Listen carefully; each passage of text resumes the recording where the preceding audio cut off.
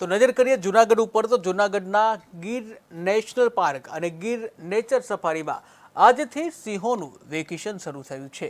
ત્યારે દર વર્ષની જેમ આ વર્ષે પણ ચોમાસાના સમયગાળામાં સિંહો માટે 4 મહિનાનું વેકેશન આપવામાં આવ્યું છે। આ વેકેશન સિંહોના મીટિંગ પીરિયડને જે મેટિંગ પીરિયડ છે આ મેટિંગ પીરિયડને ધ્યાનમાં રાખી અને વેકેશન આપવામાં આવે છે, જેથી તેઓને શાંતિપૂર્ણ વાતાવરણ મળી રહે।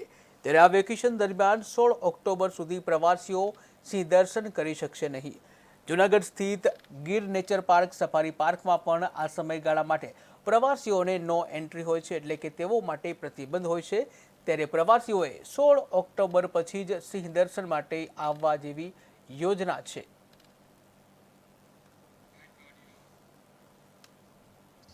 દર વર્ષે ગીર સફારી છે એ 4 મહિના માટે બંધ થાય છે।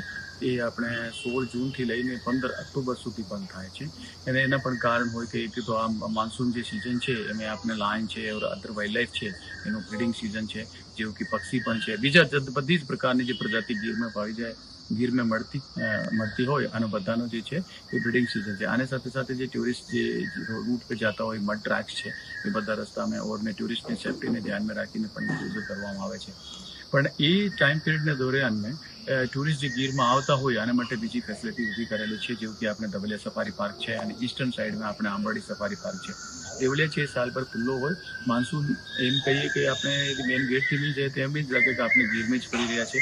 અમે બસ સફારી છે, જીપ્સી સફારી છે, જીપ્સી સફારીમાં પણ ઓપ્શન છે 4 સીટર છે, 6 સીટર છે, 8 સીટર છે, એ ગાડીનો લઈને જઈ શકે છે। તો જે વિઝિટર આ ટાઈમ પીરિયડ દરમિયાન ક્લોઝર ટાઈમમાં આવતા હોય તો એ સફારી પાર્ક જરૂર વિઝિટ કરી શકે।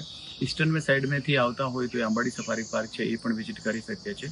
તો આ જો ટાઈમ પીરિયડ છે પાછો જે પાર્ક ખુલવાનો છે એ આપણે જો 16 ઓક્ટોબરનો પાછો ખુલશે એટલા ટાઈમ